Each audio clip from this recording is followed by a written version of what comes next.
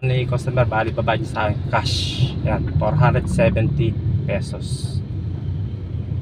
At yung item po na na-pick ko kay customer, ayan, papakita ko sa video yan. Papakita ko sa inyo dalawang bags na osakong creamer. Yan, parang ano siya, ano siya.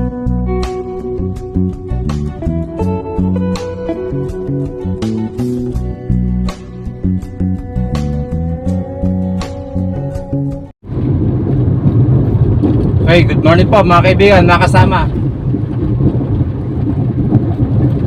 Time check, 9:30 ng umaga. Bali, nabiyahe po ngayon tayo dito sa metro. Gamitin ang dalawang daanan sa gitna upang dumiretso.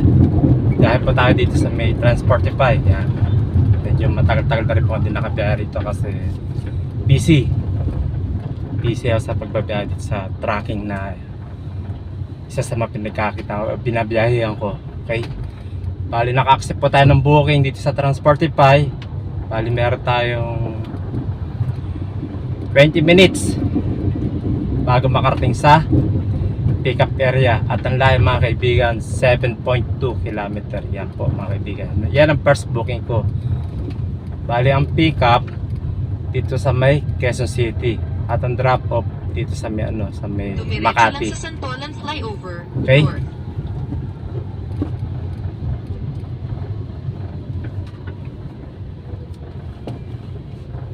Bali personal booking po siya mga kaibigan. Kasi po dito sa Transportify, dahil ko sinasabi pag once na biyahe po ako, tatlong klase pong payment dito pag once nag-book ko kayo. Una sa may pasok sa wallet, yung sa tinatawag na company booking.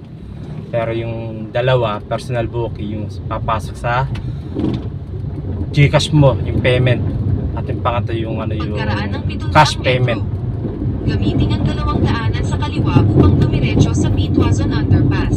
Okay, bali mamaya papakita ko sa inyo yung item na pipick up ko kay customer para daling ko sa Makati City. Kung ito ba yung madami, mabigat, magaang, kung ilang piraso pa, basta i-video ko pa mga ilang segundo na o seconds para makita ko ninyo na item na na-pick up kay customer kung marami nga o mabigat o magaang. Pagkaraan Okay? ng 300 metro, dumiretso lang.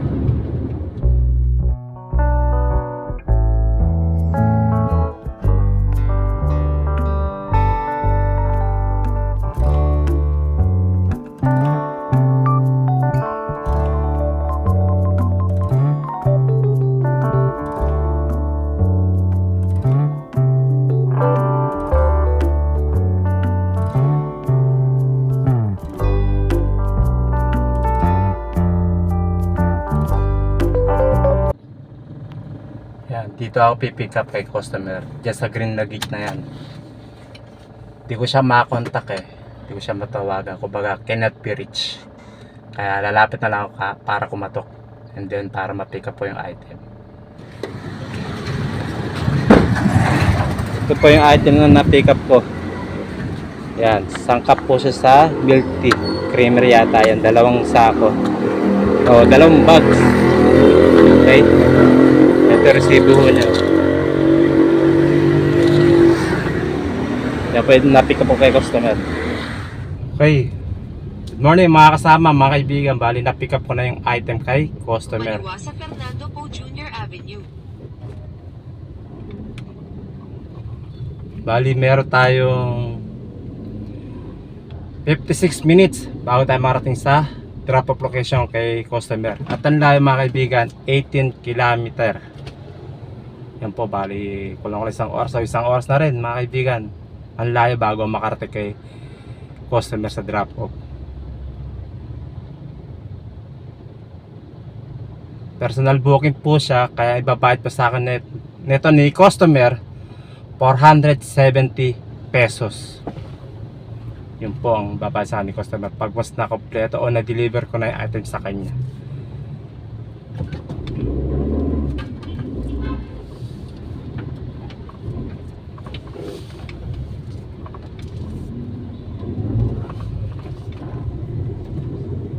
Before 11 o'clock, nandun na ako.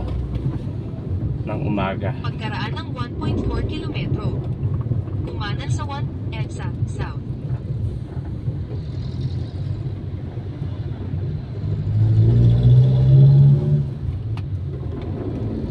Okay, bali ito yung first booking ko mga kaibigan ha.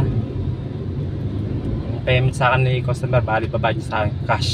Yan, 470 pesos.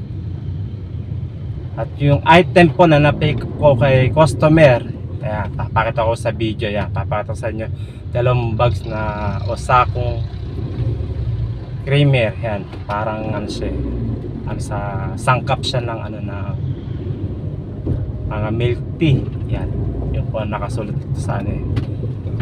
Kasi supplier ng mga ingredients ng milk tea food sa pinag-pick upan ko eh.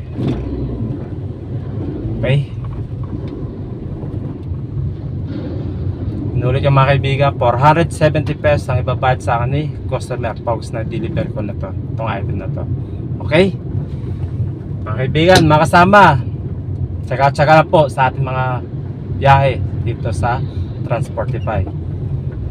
Kung traffic po, kung sinasabi po ninyo kaya di kayo makabiyahe, eh, tsaga-tsaga lang po.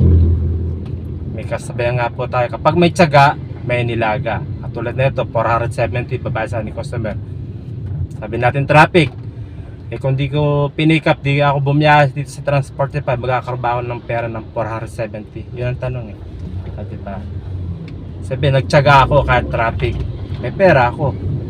Eh kung di ako nagtsaga, wala akong pera, diba? Kasabihan nga eh. Pag may tsaga, may nilaga. Okay?